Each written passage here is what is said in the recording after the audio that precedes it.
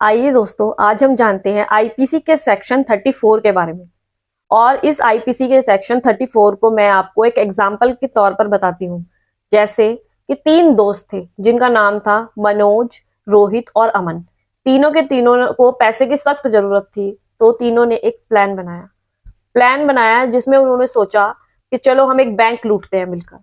ठीक है, तो फिर वो बैंक गए और मनोज ने कहा कि मैं गन लेकर अंदर जाता हूँ, तुम दोनों बाहर नजर रखना कि कोई जो भी हलचल हो, बाहर पुलिस आए तो मुझे बता देना। तो मनोज अंदर गया। मनोज ने सबसे पहले गार्ड को गोली मार दी। जब गार्ड को गोली मार दी तो गार्ड की वहां मृत्यु हो गई और वहां पुलिस आ गई और पुलिस ने उन तीनों को पकड़ लिया। तो आप मुझे बताइए कि क्या उन तीनों पर एक जैसे केस लगेंगे?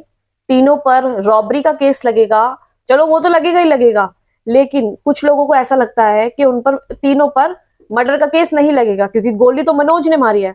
लेकिन ऐसा नहीं है, उन तीनों पर भी मर्डर का केस लगेगा क्योंकि उन तीनों का एक कॉमन इंटेंशन था, बैंक लूटना। तो दोस्तों, यही है आईपीसी की धारा 34।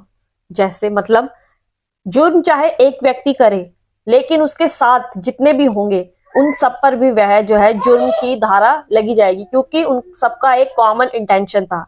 जैसे मनोज, अमन और रोहित बैंक रॉबरी के लिए एक साथ गए थे और मनोज ने जो है वहां पर शूट कर दिया।